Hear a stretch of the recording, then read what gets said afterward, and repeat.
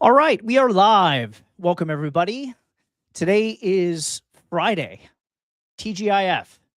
Anyway, I want to open up today by saying that I saw this rant that Ty Lopez went on a long time ago. I don't know if you know who he is or not, but he's one of the original social media gurus, if you will, and he's really a pioneer of quite a few things online. And he sold a course on how to start a social media marketing agency, and it took off. A lot of people took it. There are a lot of people that are quite famous in this space now that started in Ty Lopez's classes, and he's kind of a fascinating guy, whether you like him or not, just because of what he's done. But I heard him say one time that something to the effect of, um, somebody was chatting with him on one of his lives, and they said, "Oh man, we hate Monday. It's Monday and Mondays are bad, and we like Fridays because the weekend comes up." And he sort of sat back and he said, "You know, who the hell would just go and continue with their lives if they had that feeling every week where every Friday they would be thankful that'd be the weekend and they wouldn't have to go to work, and then every Sunday night and Monday morning they would get this pit in their stomach or their chest, and they would feel that way, and they would repeat this process over and over and over again for years until they actually did something about it, or even worse, they never did anything about it, and they stayed in the same situation." I recently had a friend pass away at 45 years old, very good friend of mine. And I know everybody knows that life is short and we have a limited time on this earth, and that, we all want to make the most of things, of course. And I'm sure we all have friends or relatives that have passed early, but it's always a good reminder. It's always a good reminder. And I agree with Ty. If you find yourself in a situation that you don't like with work or whatever it is that you're doing or not doing, and you want to make a change, um, hopefully I can help with that, or listening to this show might give you some clarity and help you take action. I always start the show the same way. I'm here for people who feel stuck in their job or any situation that they can't stand, who are tired of trading their time for a paycheck. Maybe you're tired of building someone else's dream, like I used to feel when I worked somewhere, and tired of feeling like you don't have any real options because you're stuck there. I've been exactly where you are, and I've built my way out of it with a very simple business. And now my goal is to help you do the same exact thing, and to create awareness for these opportunities that do exist to you.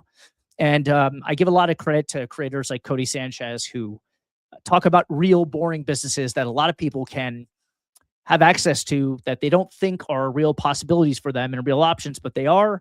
But I think she takes it a little too far sometimes by making it seem like anybody can just buy a laundromat or a car wash. And I don't think she necessarily intends to infer that, but that those kinds of options are well out of reach for a lot of people. But a simple home service business isn't, and that's why I like it. That's why I gravitated towards it, and that's why I was able to be successful to an extent, while I failed at a ton of other things. So I've been there before, and I understand how it feels. And I built this business in parallel to my other jobs I was working, and I somehow figured it out. So I know a little bit about that, and hopefully I can pass that on to you. This isn't just about potentially starting a business, though. It's also about what the experience of being free does to you. You become a different kind of person. You're more confident. You've got a lot more clarity, more decisiveness. You discover that you have a lot more capabilities than you ever imagined, and you become more resilient. And that's just a byproduct of being an entrepreneur and having to figure out every day how to solve problems and to get around obstacles that most people never deal with in a normal quote unquote job. So you can, you do all these things and you change, and your identity changes, so you can create real financial freedom and real time freedom in your life to do things that you want to do. I'll share ideas with you, honest perspectives, and simple frameworks about mindset, sales, marketing, decision making, problem solving, the things that you actually need to think and act like somebody who can build their own future. And just as important as tactics, I want this show to be a daily reminder that transformation is possible, and that you're not crazy for wanting more, and that you're not alone in this journey. And because real transformation always starts with a decision, we begin every show the same way with the same question.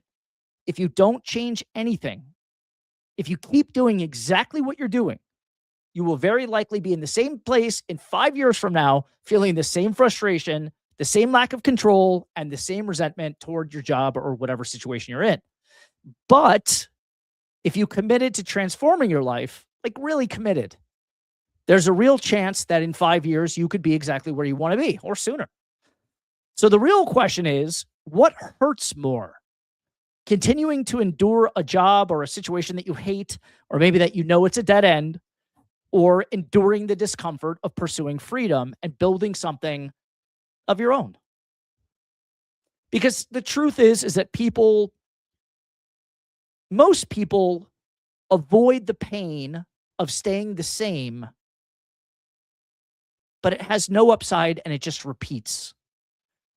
But the pain of trying to change, of building, of learning, of failing, of trying again, at least gives you a real chance at a better life. That's why I believe in it. For this show today, I studied every remote cleaning course on the market, and I'm going to share with you what I believe they all get wrong. The reason why I'm doing this is because I get a lot of inquiries daily about the different offers that are out there on the market. Obviously, I have my own, and I do things a little bit differently than everybody else.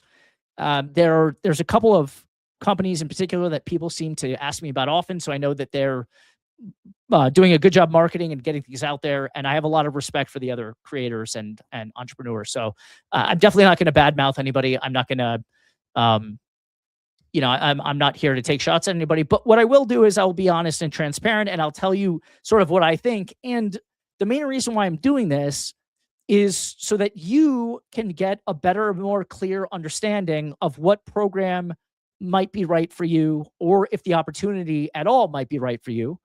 And I want to talk about that. All right. So I put together some notes for a monologue, and I'm going to go ahead and go through my thoughts. If anybody has any questions, here in my garage, Tony, that's right. Here in my garage, Ty Lopez. I just saw your comment. I have a good Ty Lopez story, a personal story that I'll share maybe another time. And I also have a story I want to share, something that happened yesterday in my business. And I want to tell you guys from real experience how I set the tone and handle things, and how that crosses over to the way that I teach this business. And I'm going to say something that might surprise you. Over the last few years, I've looked at every remote cleaning course, mentorship, done for you program on the market. I've studied the messaging, the guarantees, the income claims, the frameworks, the upsells, the testimonials, the ads. And here's what I realized. Most of them are not evil. Most of them are not scams, but almost all of them make the same critical mistake. And that mistake is why so many people buy in, get excited, and then quietly stall out. Tonight, I want to break down what that mistake is. And it's not to attack anybody, like I said, but it's so that you don't walk into this blind. Because I think most of you are here because you have curiosity around this, and you may be contemplating having a shot at it. You might be assessing who you believe the most in terms of that can help you achieve your goal, whether it's an income goal and or pursuing something that can replace your income, whatever it may be. And even more importantly, so that you can decide whether this business model is for you, because I don't believe remote cleaning is right for everybody. And I think pretending it is hurts people. And I've learned that really being selective about who comes into the program, my program at least, has a lot to do with my reputation. And I only want people to succeed. I think that anybody who's in the business for short-term gain will have a short-lived time in this. But if you're really helping people, and you really believe that your product or service can make a positive impact on someone's life, then I think it's great. The big thing that they get wrong is that they sell the outcome. They don't teach the identity. And here's what I mean from that. They're selling, you can work from anywhere, no employees, it's automated, you can make six figures, and you can have freedom. And all those things are true and can be true very easily. But what they don't emphasize is that you're building a sales and operations company. not a cleaning company. I always say this, cleaning is just the vehicle. But at the end of the day, if you know how to build a sales organization and an operations company, then you can swap in any service and it should be successful. There's a playbook, and people that are process oriented tend to do better at this. I'm going to go through some of these characteristics, some of these character traits, if you will. But I think it's really important. And by the end of this episode, everybody that's thinking about it should have a better perspective on whether or not it's right for them. So I'm going to be really honest here. And even if it repels people, that's good, because then it'll serve as a filter, and only the people that have the highest probability of success will then jump in with 2 feet and they'll succeed. And I also want to preface this by saying that in any business that you go into, and this is like every other business, you almost have to understand that it's just about staying alive and staying in it until you figure it out.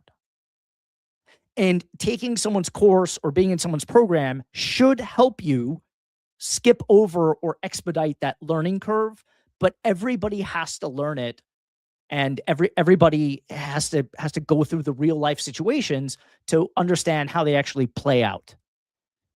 Listening to me tell you about it is one thing. You'll be way more prepared and you'll know what to say and what to do, but you still have to do it. All right? So you're not building a cleaning company, you're building a sales and operations company. So if you hate talking to customers, if you hate handling complaints, I mean, everybody does, but think about the type of complaint I'm talking about. I'm not talking about a complaint where, you destroyed someone's life here. It's not like getting a complaint if you got somebody a bad mortgage, or if you were managing their money and you made a bad move in the stock market. This is just house cleaning. Like, the worst thing that can happen is the cleaning person forgot to get the ceiling fan or whatever it may be. These are small little things, right? So when you talk about handling complaints, every business comes with some magnitude of complaints if you're dealing with the public. And as you scale that, you're going to have more of it by nature. And if you really want to go to the next level, you're going to get lawsuits, and these things are going to happen. This is part of business. And if you aren't experiencing any of that stuff, you're probably not that big, and that's fine too. But you're always going to experience it. So my point is that the types of complaints you're dealing with are a lot easier than most other businesses that I've been around or been a part of and seen what the complaints look like. This is much, much easier to handle. Solving logistics problems is another big one. This is a lot of scheduling, route mapping, and eventually you'll have people that do it for you. I don't touch any of it right now, but when I did do it, it was a tough challenge for me. And my wife ended up helping me a ton, because when you have 20 cleaners, 30 cleaners, 40 cleaners, and you're doing, 25, 30, 35 houses every day, there's quite a bit of driving around, and you have to make sure that people are there in a timely manner and that you keep the promises that you make to the customers. And so scheduling and logistics are a big one. Managing humans is another one. All right, this is a very human business. If a customer does complain about something and they're irate, this is rare, but let's say somebody gets irate. The process for us internally is the virtual assistants know that at some point they will say, "Hey, we'll have the owner call you," because they know that if I get involved, just by the psychological aspect of the owner calling you and I let them vent, and I always open up a certain way. The first things out of my mouth are, "I'm calling to help," and that immediately de-escalates any kind of situation. I'll talk to you more about the tactics, but in and of itself, if I let somebody rant for a few minutes and I tell them that we'll come back out to fix the problem, it's usually no problem at all. But I also tell them, if they say, "You guys were 45 minutes late today," I tell them immediately, I'm in the human business, and humans aren't perfect. We are on time most of the time, but what we should have done was give you a heads up call first. It's usually a communication error is what causes this. The customers aren't upset if you're late necessarily. It's that you didn't call them and tell them that you were running late. And so to me, these are all operations issues that we can mitigate by getting the administrative team more prepared and executing better. That's how you handle these situations. You don't attack them when they arise. You preemptively sort them out and have processes so that they don't come to a head like that. And over the years, I've perfected these things. I think that's also a really big difference between what I'm offering people and what else is in the market. I'm not going to woo anybody with these software systems that are all automated, and I see all these promises going around. I'll talk about the apps. I see a lot of companies offering a Go High Level setup. I would never use Go High Level to manage a cleaning business. It's not built for that. It just doesn't make any sense to me. I'll get to that in a minute, but you're managing humans. If you don't like the idea of managing humans, at least for the first 3 to 6 months until you can have somebody do it for you like I do, maybe this isn't right for you. All right. So you got to deal with some element of people. And part of the reason why I think mine scaled so fast is because I like people. I like interacting with people. I'm bilingual. That probably helps a little bit. I really enjoy interacting with other humans. And I believe that they can feel it. And that's why I have a good relationship with everybody at the company. If anybody needs anything, they know that they can send me a message on Slack or an email, and that I'll have a real one-on-one conversation with them. And I have an open door policy. But they also know that I protect my calendar and my time.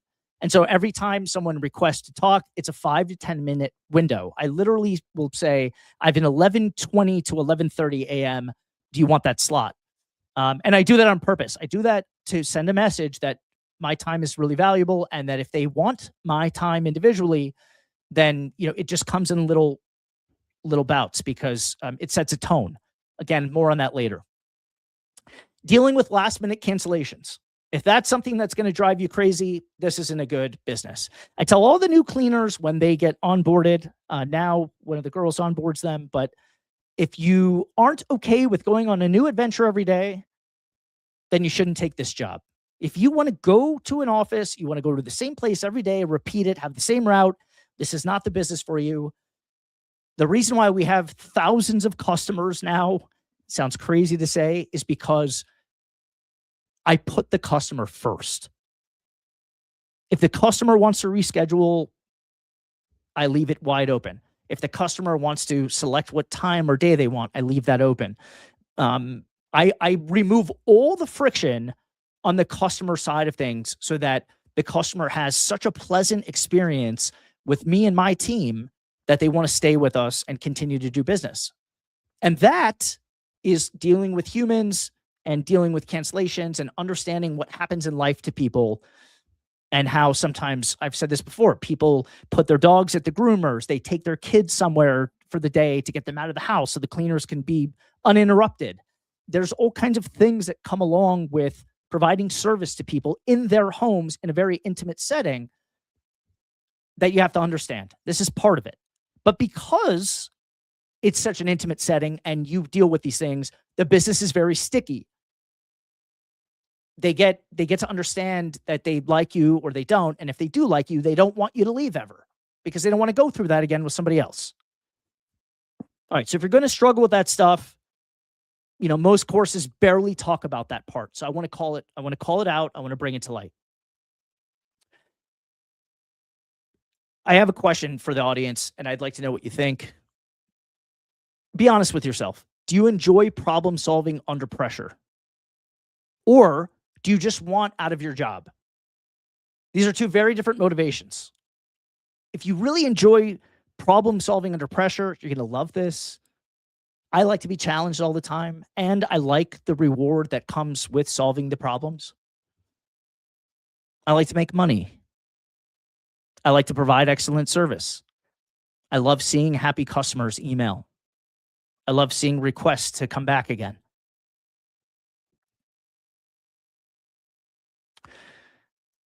And if you have any feedback on that, please let me know here in my garage. I enjoy it once the problem is solved. Yeah, I do too, Tony. Definitely. I think we all feel that way. The word remote in the whole remote house cleaning is magnetic. It feels modern. It feels light. It feels easy. But remote does not mean passive. And if you're looking for passive income right out of the gate, you're looking in the wrong place. If you want your business to become more of a passive income later down the road, in 6 months, 9 months, 12 months, it certainly can. Certainly can. But remote means that you're on the phone, you're texting, you're coordinating, you're selling. And by selling, I mean, maybe you're making strategic partnerships with real estate agents and property managers. And when people call, I'll call it selling, but I've said before, I don't try to sell anything to anybody. I make recommendations based on whatever it is that they need. So let's shift from selling to, you have to conduct discovery and you have to be mindful of listening and paying attention to what people want. If you can do that, you can sell. And people want their house cleaned, right? But if you peel the layers back, that's not what they actually want. They want peace of mind. They want their time back. They don't want to have to do it themselves. If they're moving out and they're selling the home, they want to get it ready so when people come, prospective buyers, to come see the home, it feels nice, it looks clean, it smells clean, somebody can see themselves living there. That's what they want. If they're moving in, they don't want to deal with any surfaces that might be contaminated. They want everything hospital-like cleaned. They don't want to find someone's hair in the medicine cabinet or the drawer. They want peace of mind. They want safety. That's what they want. That's what they're buying. Cleaning is not what they're buying. They're buying the outcome of what cleaning gives to them. And if you understand that, that's all you need. You're calming down upset clients sometimes, like I said, but that's rare. You're finding backup cleaners if somebody has to cancel or call out. Again, very rare. And a virtual assistant can do all that for you. But you will be solving fires in real time. You'll have to put out fires. You get good at it though. And then once you understand how to put out the fire, you make a system for that and you delegate it to somebody else. And if the fire gets too big, you step in and you put it out or you tame it. If you don't enjoy being the quarterback though, then you won't like this. All right? If you like being in command, then you're going to like this because you certainly need to take command. You need to take the reins. And I love seeing what happens to people that don't think they're capable necessarily of that or don't think they're that kind of person. But when I get to show them that they actually are, it's an amazing transformation. It's an amazing thing to see somebody go through. It's very empowering.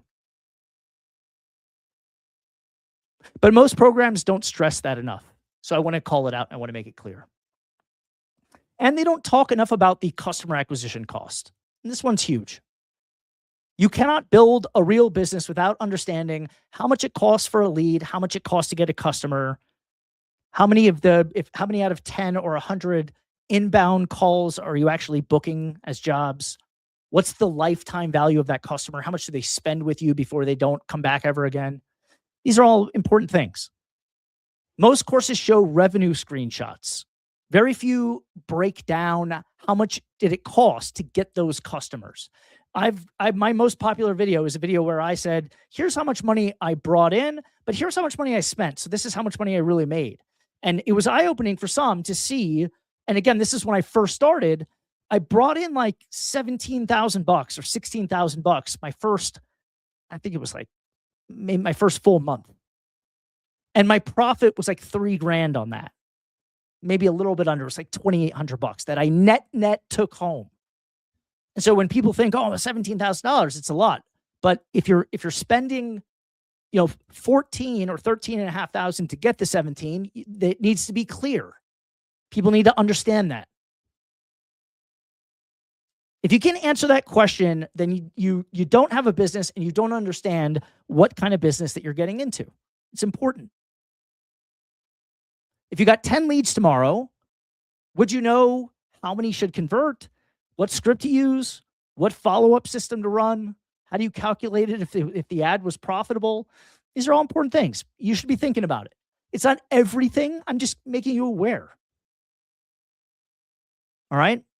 Shouldn't be thinking about your logo or your LLC paperwork or your branding. Forget about that. Forget about it. Get customers, prove that you can do it, prove that you like it, get cash flow in, and then go take the cash that you make and invest it in a cool logo. All right? Get customers first. Now, cleaning is simple. Humans are not. Cleaners will no-show sometimes. They will cancel sometimes. They will be late, and some of them will underperform. Some of them get emotional. Some of them quit without notice. And clients, conversely, will complain, cancel last minute, expect perfection, and compare you to cheaper competitors. This always happens. If you don't develop emotional stability, this business will feel chaotic. Most programs show systems. Very few prepare you psychologically. That's what today's show is about. And you could safely say that every business comes with these sets of challenges. I'm just bringing them to the surface and identifying them. This is the uncomfortable truth. A large percentage of buyers are burned out. They're angry at their boss. They're desperate to quit. They're looking for relief. But relief is not a strategy. If your motivation is purely escape, you won't build with patience. And this model, like most models that you can actually make a lot of money, require patience. It can be 6 to 12 months till you really start going. Some people, I have students that do it in 90 days, 60 days, where they start to see predictability and consistency with income coming in. It's definitely possible. But if you're in a rush, it's going to take longer. It's better to be patient, follow the playbook, let it come. But you've got to do the work, right? So in this model, it requires that you are building sales skills, customer service skills, leadership skills, financial discipline, thinking in ways of systems and processes. And that takes a little bit of time to get used to if you haven't done that a lot. Here's what the courses should be teaching. If I redesigned every program on the market, I would start with this. Before you start a remote cleaning business, answer these questions for me. Please, I'd love to see your answers in the chat. Am I process-oriented? And/or do I enjoy optimizing processes? If you do, you're going to do great. This is a very easy business if you just follow the steps. That's it. Am I a good problem solver on the fly? I can't stress this one enough. That's why I come back to it. You just need to solve little problems. Once you do solve them, you document how you solved them. You teach someone else how to solve them for you by the same exact process that you just did, that you proved that worked, and then you move on. And those people start to solve those problems for you every day because you've figured out a way. You have to ask yourself, can I stay calm when a cleaner cancels or a customer complains? Like I said, I call and pretty much just shut the fuck up and let them talk. That's pretty much how I handle that. And you know what? It works every time. Am I willing to reinvest some profit for the first 6 to 12 months to increase my leverage? Will you reinvest some of the money that comes in for more ads and more of the things that are making the business grow? And last of this segment, do I like the idea of providing a great customer experience? You know what it is. Sometimes it's a gas station. It could be a restaurant. It could be anywhere that you frequent in town. And again, going back to the guy, the CEO of Chipotle, he said, anybody can make $1 billion in the food service industry if they can make a customer feel like a guest. Never heard it said any better. The Fertittas, biggest restaurateurs in the entire world. Tillman Fertitta, he owns the Houston Rockets. He has a great book, and it's called something like "Just Make Eggs for the Customer," something like that. It's like just make the customer eggs. And the whole premise of the book is that in some of his restaurants, or the ones that he would work at before he became big and famous. He worked at other restaurants. He started as a busser and he did all the jobs at a restaurant server. And he overheard another server telling a customer that they couldn't have eggs because they were on the breakfast menu, not on the lunch menu. So he went up to the other server in the back, not in front of the customer, and he said, "We've got plenty of eggs here. What are you doing? Why don't you just whip up a couple of eggs?" And the guy argued with him and insisted that no, because it wasn't on the menu. And Tillman Fertitta said that day he learned how to run a restaurant. If you've got eggs in the back, you make the fucking eggs. You make the customer happy. You make the customer's experience fantastic. If we're talking about a restaurant, it's checking if their water's filled up or their soda or whatever they're drinking, topping them off. Not just walking by, but walking by with a purpose, asking if they need anything, making sure they have enough napkins, keeping a timer on how long it's been since they've ordered, make sure that they're getting their food fast. These are all little things, but a lot of places don't do this. Subway used to try to do that. When you walked in, somebody would say, "Hi, welcome to Subway," or McDonald's. "Welcome to McDonald's." That's gone now. It's gone. There's either machines or people don't care anymore.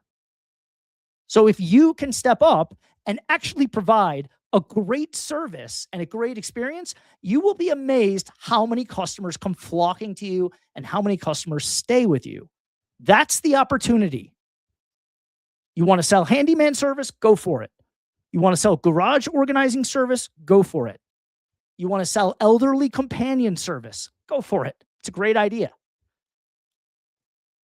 But whatever you do, if you provide an excellent experience for the customer and you get obsessed with it, you will have tons of customers. I don't care how much market saturation they're in. It just doesn't matter. If you pick a mass market problem, solve it with a great customer experience, you'll be in business and you'll be successful at it. Last night, I had a problem. Last night, it started a few weeks ago. There was a job. It was a big-ish job. It was like a $700 job. It was a deep clean on a house, a big house. And for whatever happened, the customer called me halfway through and said, "The cleaners made me very uncomfortable." And she went into all the reasons why, and she was very adamant about getting a refund. Well, I have a no refund policy, and I don't even touch it. I don't go there. I immediately stonewall people, and I tell them, we don't have any refunds. As soon as you let them have just a little inch, it's over. You have to shut it down, and that's it. But this person was so hell-bent on getting a refund like I'd never seen before. So then it comes down to risk management. I see this person as a threat because all I have is my reputation online. And every time somebody writes a bad review, it stays there forever. It perpetually stains your brand. And because of that, I like to thwart all those threats.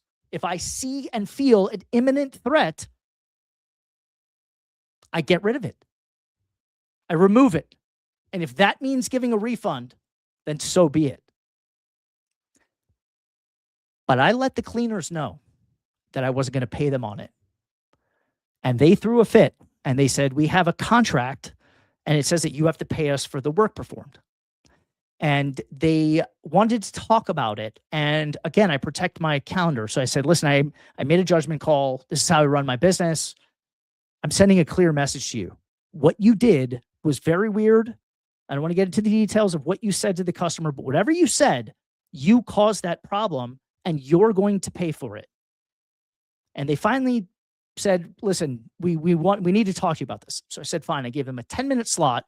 And I told my wife before I got on the phone that I was purposely going to flex on them. And I was going to send a clear message that I don't care what my contract with them says. If they put my business at risk that way, I'm not having it. We talked. They said, "You're obligated to do this." And I said, "Oh, I don't care. You made a bad decision. You said some stupid things to the customer. I didn't get paid, so you're not getting paid. And it's not even about the payment. I'm letting you know that you can't do this anymore." And the guy said, "Well, if you don't want to work with us, Just let us know, and we won't, we won't clean for you anymore. This is a cleaning company that we partner with for the fulfillment. And I said, no, you have it backwards. I'm the one that has all the jobs. I'm the one that gets the customers. I'm the one that spends $1,200 to $1,500 a day on the ads. You came to me because you don't have work. I give you work. We help each other make money. You're a great partner. You've never had any problems. You do 1 to 2 houses a day for me. We help each other make money. This is a great relationship. But you have to trust me that when I make a judgment call, it's just going to be that way. And the guy said, okay, I understand. And that was it. But sometimes you have to raise up on people and send a very clear message that this is my show.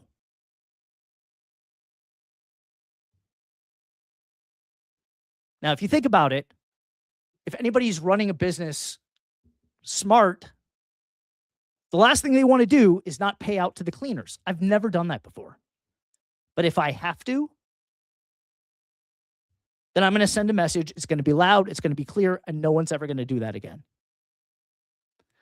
All right. Now, if you answer yes to most of those questions that I posed, can I stay calm when a cleaner gets mad or cancels? Am I a good problem solver on the fly? Then yes, this is a good place for you to be. You need to either develop those traits or choose another path, is what I'm getting at. All right. Hopefully that gave people clarity. Now, I want to ask viewers in the chat. The only person that's really active here is Tony. One more time. Are you running toward building something, or are you running away from something? I'm really curious to know. If you're in the chat, if you're on YouTube or whatever platform that you're on, and you desire to leave your job or whatever your current situation is, are you desiring to leave because you desire to build something? Or do you just want to leave because you want to get away from something? Both are okay.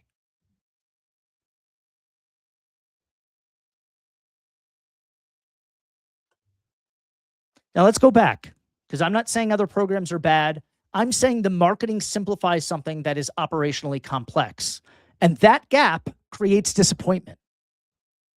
This is not a magic ATM. It's a sales machine attached to a service delivery engine. That's what you should be looking at.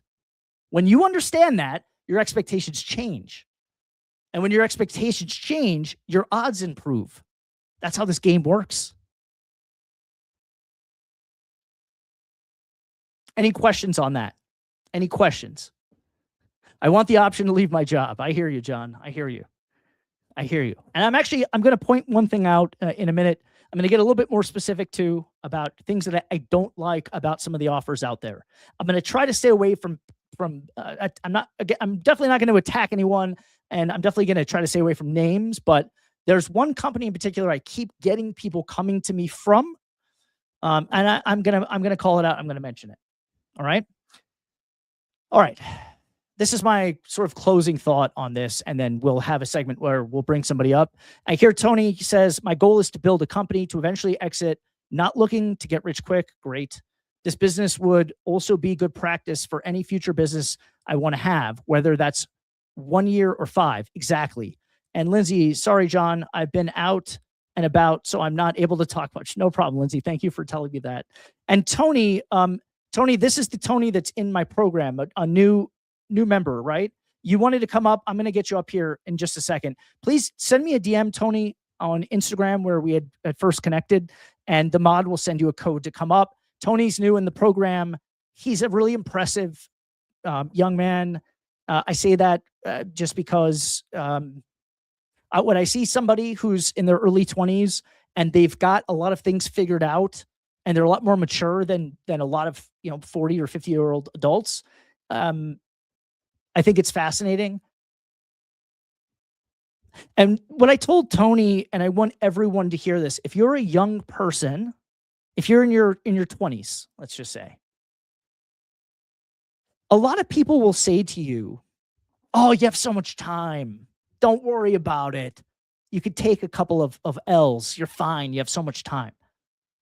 And you know what I told Tony and what I tell everybody? Fuck those people. Your time is now. You don't have time. You're going to blink and you're going to be older and you're going to wish that you would have done some of this shit. That's what's going to happen. That's the reality that people should be telling younger people. That's the reality that should be taught to younger people. You go get it now. You don't wait. It doesn't matter how young you are. You have one of these and you can start a remote cleaning business or any business you want, just like anybody else can, and you can succeed like anybody else can. And there is no reason to wait, and you shouldn't think you have time. It goes by fast. All right. Before we have Tony up on the stage, thanks, John. And Tony's saying yes. Now that's him. I wanted to confirm that's the right Tony. I'm going to leave you with something important, and then we're going to get him up on stage. If you choose to build this type of business, do it because you want to become the kind of person who can. Do it to become the kind of person that can sell. You know how powerful it is to be able to sell something without feeling salesy or pushy? Learning real sales is very powerful. It's very empowering. It's an amazing feeling knowing that somebody will pay you over and over again for a service that you provide or a product that you make. If you want to become a better leader, great. If you want to learn how to solve problems better or you want to practice that skill, this is great. If you want to build systems and actually learn how to make a real business that can make you money while you sleep, if you're taking naps during the day, I don't recommend that, then you should get into it. If you can handle pressure, or you feel like if you can't handle pressure, it's even more of a reason to get in. Because it will teach you how to do that quick. And not because you want easy money. Everyone knows that easy money seekers quit. But builders adapt. And here's the irony. The people who actually succeed in remote cleaning don't obsess over cleaning at all. I don't. They obsess over the customer experience. They obsess over conversion rates. They obsess over communication and speed to reply to the customer. Higher standards, follow-up systems. That's it. That's the game. And if you understand that clearly, you will walk in with power. If you don't, you walk in with a fantasy. And fantasies are very expensive. All right, let's get Tony up on stage. Tony, if you can send a note to the mod. Let's see here. I've got a question here. John, how can we talk to the clients with their points to get more jobs? Let's see here. I don't know what you mean, Taj. I'm trying to read a note from the mod here. He's sending me a signal. Tony, would you like to come up? You had mentioned that before. I'd love to have you up on stage. Again, Tony is quite an impressive guy, and I'm very excited to work with him.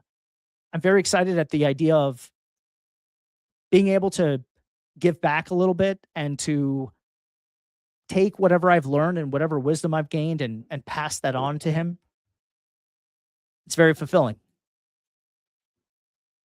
And then I'm going to get into some of the things that I really see are a red flag about some of these other offers out there. It honestly doesn't matter what they're selling you in terms of like automations and this CRM and this. If they're doing that, those are a lot of flashy things and it won't help you. You could use any CRM system and you'll be fine. All the CRMs have an automation email text feature. That's not going to do anything. And if you need tech support, I saw Remote Cleaning Academy has this, you pay $100 a month and you get tech support. Listen, if you need tech support, that's not the right product. You shouldn't need tech support with your CRM. If you use Jobber or Made Central or one of, they're very easy. You use Go High Level to run your cleaning business, you're asking for trouble. I'm still learning how to use Go High Level. I've had it for a year and a half. It's insane. All right, we've got the link I was sent isn't taking me anywhere. All right, Taj, can you please get that link to Tony? Oh, and Jesse Valenzuela is asking a question. Let's get to that. I must have missed it. Sorry about that, Jesse. Did you have your hand raised somewhere? I don't see Jesse's question, and I want to get Tony up. Okay, John, how do we talk to the clients with their pain points to get more jobs? Oh, I see. That's Jesse's question. Okay, it must have been on another platform. Jesse Valenzuela Jr., if you're here, I don't know I don't know if I understand your question entirely. It says, how can we talk to the clients with their pain points to get more jobs? Jesse, will you clarify that for me? I think I think I know what you meant, but I don't want to answer until I understand what the question is clearly, so I can give you good advice. Jesse, if you're still with us, please re-ask the question or give me a little bit more context so I can give you a good, solid answer. And in the meantime, the link I was sent isn't taking me anywhere. All right, let's try again. I already shared the StreamYard link with him. Okay, so Tony, can you try that link again? Tosh, can you resend one more time? We were able to get people up the last few days, so I know that it works. I know that it works. I become obsessed with these things. I was always like here he is. I was always a normal water drinker, but I don't even drink flat water anymore. I only drink it with the bubbles. I'm brand agnostic. It doesn't matter to me. What the brand is. I just like them all. I have tons of them. I waste so much money on flavored sparkling water. Tony, are you with us? Yes, I am, John. How are you? I'm doing great. Thank you. Do you have the ability to put on video or do you want to stay off? I can. I would like that. This is Tony, everybody. Tony and I just met about a week ago. Tony's brand new to the program. He is a member of Rags to Riches University, where I teach people how to start and build a successful remote cleaning business. Tony, you wanted to come up. Thank you for being here. I gave the audience a little bit of background on you. If you could just for 20 seconds say who you are, what you do, and what brought you here. Let's start that way, and then you're open to talk about whatever you want. Yep. Well, obviously, my name is Tony. I am a welder currently, and I'm just looking into starting my first business, which is a cleaning business. And Tony, can you tell us how and why you got into welding? And also, how old are you again? I'm 22. Okay, so you're 22. You got into welding. How'd you get into welding, and what sort of impact has it had on you? Well, I got into welding at a pretty early age. I just looked up what jobs make 100 grand a year, and that one was like the first one that really caught my attention. And I knew that I needed a lot more real life skills, like using tools and different, manly things that I was lacking. So it's definitely been good for that. The main issue with it is just trading time for money all the time. That's really about it. And I think that you just kind of nailed it in the sense that what I love about this business model is that you're trading other people's time and labor for money. So you can scale your business without increasing your workload. And before we get into the actual business side of it and how Tony's doing, just initially setting up the business, I want to talk about this welding thing because the first thing that I try to understand with people that want to pursue a new business is what their runway looks like. How much money do they spend every month on fixed expenses, and how much money do they bring in? Are they ahead? Are they bleeding a little bit? And the reason why I bring that up is because I want someone to make a calculated move. I don't want it to blow up someone's life. I don't want them to go into debt. I want them to transition as safe and responsibly as possible. So when I encountered Tony, I asked him what he did, and I was kind of fascinated by it because tell us, Tony, how do welders get paid hourly or do they get a salary? How does that work? So it's hourly for me. I'm a subcontractor, so just depending on which contractors around the area need help or any welders, they'll call me up and I go. And then uh, I have one company where I work for all week, and then one company where I just work on the weekends for them. Okay. And how much money can somebody make full time as a welder? Like, on average, can they make six figures, or is that high? Yep. So most of people making six figures are people that are hours and hours away from home. They're getting paid daily just for being away from home, and on top of that, good hourly pay. Okay. All right. And Tony, what drove you to becoming interested in remote house cleaning? Well, I've always known I wanted to own a business and not just work for my money all the time. And a lot of the business I was looking into took a lot of capital to start up. Um, and one day I just got a light bulb after I was staying at an Airbnb. The host mentioned something about the cleaners, and I just got like a light bulb moment. And I was like, oh, I could be the middleman for the cleaners. Yeah, that's that for anybody that's wondering about what Tony's talking about. Airbnb or short-term rental cleaning, there's VRBO and bookings.com and all these, but the short-term rental market, the cleaning of the Airbnbs is the real hidden gold mine in this industry. And the opportunity there is that most cleaning services don't want to deal with Airbnbs because they require more process. Most cleaners want to get in and out, do their thing. And if you can build your process for selling to hosts, cleaning services to the hosts, you can make way more money doing that than anybody that's a primary residence client, meaning that they live in their home. And I'll cut to the chase.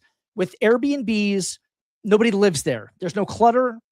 There's typically no kids' toys around and just other things that create for a lived-in situation. And because of that, you can get in and out quicker than anything. The customer isn't there typically, and so the cleaners like it. Nobody likes to clean when someone's home. They prefer an empty home. It's a higher frequency. What I mean by that is my best primary residence clients, the ones that live in their homes, we clean for them every week or bi-weekly, some of them once a month. My Airbnbs, I'm cleaning them 2 to 3 times a week. Much higher frequency, much higher lifetime value of the customer. Let's turn back to Tony. Tony's new in the program. It's been about a week. Tony, what have you done so far, and what are your next steps? So that's why I was actually wanting to hop on this call with you. Yesterday, I'm getting a little bit impatient with my LLC formation. It's still getting viewed at from the state and everything. So I just started telling people about it. And one of the contractors that I've done work for in the past, I know had an Airbnb, so I brought it up to him. And he said, "It's crazy you bring that up. We just fired our cleaner for their primary residence, and then I brought up that I do Airbnbs, and they said, we'd think about doing the Airbnb cleanings with you as well." And what's interesting about them is they live right next to their Airbnb, so they're neighbors with their own renters, basically. Well, that's the ultimate situation, being nearby. And Tony, will you remind everybody what market you're in? What city are you in? I'm in Nebraska, and it's the Siouxland area, so it's actually a tri-state area. Okay. Nebraska, Iowa, and South Dakota. I was going to ask you, how close to Iowa are you? About 5 minutes. About 5 minutes. There's a bridge connecting Iowa and Nebraska, where I'm from. Yep.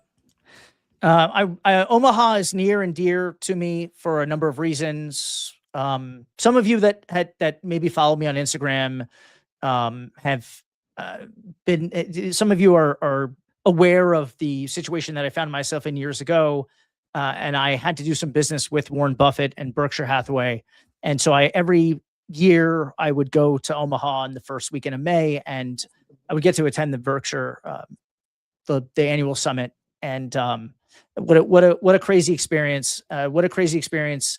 Having dinner with Warren Buffett and getting to meet him and build a little bit of relationship. It was really special, and I look forward to sharing some of those stories. But I want to go back to Tony. He's in Nebraska. He's not far from Iowa.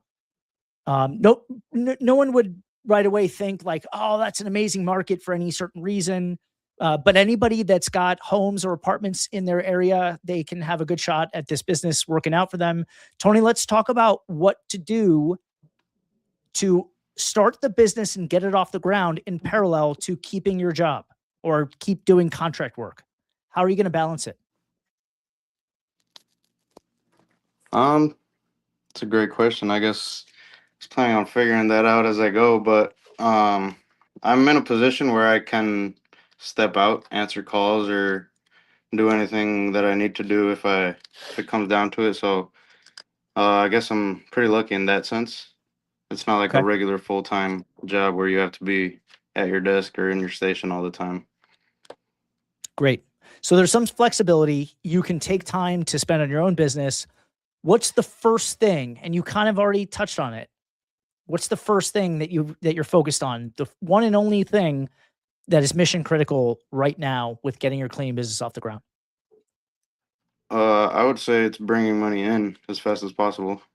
Yeah, it starts with a C and it ends with customer. Yep, getting Right? That's customers. it. Yep. And that's right. Getting a name out there for myself is what I was thinking. I actually didn't expect them to say, yeah, we do need a cleaner. I was just trying to let people know. And feel it out, right?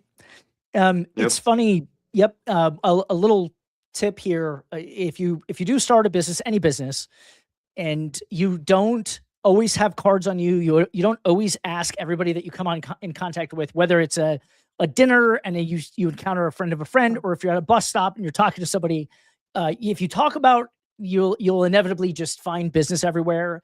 It's kind of like a magnet and the law of attraction. If you go out and you don't talk about it, well, chances are you're not going to get anybody. But if you just start talking about it, chances are more and more people will say, oh, you know what, we actually need somebody, or we don't like whoever we're using right now. So that's great. And then last question for you, Tony.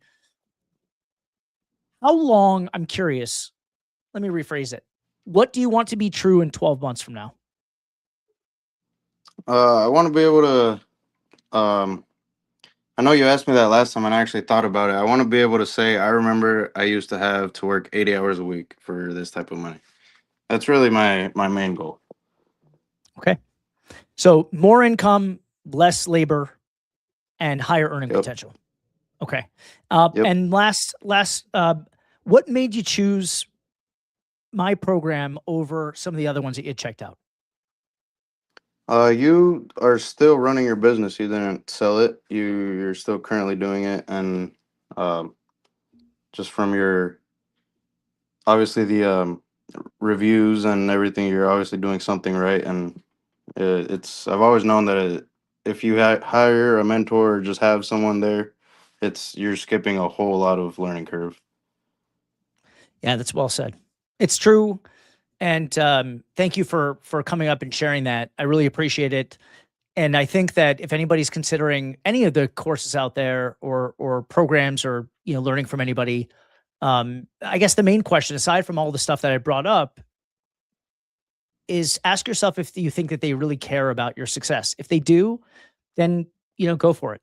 But I'm very excited to work with Tony. I think the fact that he's already going out there and instead of partying and doing a bunch of things that I did and most people do when they're young, he's already got this career in welding, and he's already building something that can be a tremendous asset for him. And he's not foregoing the welding. He's wishing for the future to be just better than it is now, and he's not like having some pie in the sky dream.